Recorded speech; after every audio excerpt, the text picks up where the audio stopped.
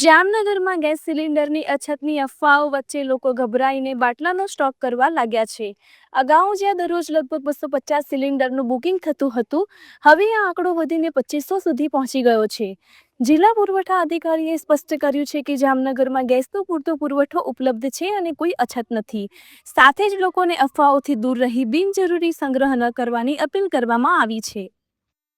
માનનીય કલેક્ટર સાહેબના માર્ગદર્શન હેઠળ દૈનિક ઓઇલ માર્કેટિંગ કંપની અને ગુજરાત ગેસના અધિકારીઓ સાથે સંકલનમાં રહી અને ઘરેલું એલપીજી અને ઘરેલું પીએનજીનું મોનિટરિંગ કરવામાં આવે છે। હાલ જામનગર જિલ્લામાં ઘરેલું એલપીજી અને ઘરેલું પીએનજીના જથ્થામાં કોઈ પણ અછત નથી।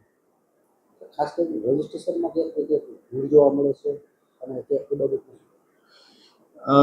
જે રાંધણ ગેસ બાબતે અફવાઓને કારણે ઘણા લોકોએ ડિમાન્ડ વધારી દીધી છે। તો ખાસ જામનગર રહેવાસીઓને મારી અપીલ છે કે રાંધણ ગેસનો જથ્થો પર્યાપ્ત માત્રામાં છે, તો કોઈ અફવાઓને ધ્યાનમાં લઈ અને ખોટા બિનજરૂરી સંગ્રહ ના કરવો અને જરૂરિયાત હોય તો જ એલપીજીનું બુકિંગ કરાવવું। મારું નામ ધીરજ શાંતિલાલ પરમાર છે। છેલ્લા 3 દિવસથી હું ઓનલાઈન બુકિંગ કરાવું છું ગેસ માટે, તે છતાં ઓનલાઈન સિસ્ટમ બંધ દેખાડે છે, રિંગ જાતી નથી, ઓનલાઈન બુકિંગ થતું નથી, કોઈ જાતનો મેસેજ આવતો નથી।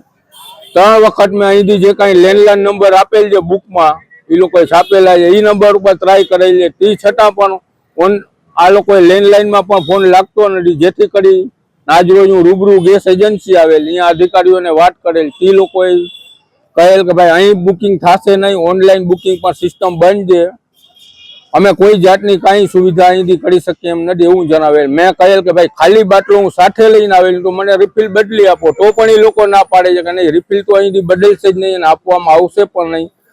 જે તે સમયે તમારો પ્રોસિજર થશે ત્યારે તમારા ઘરે જ બાટલો પહોંચશે, અહીંથી અમે કાંઈ પણ નહીં કરી શકીએ।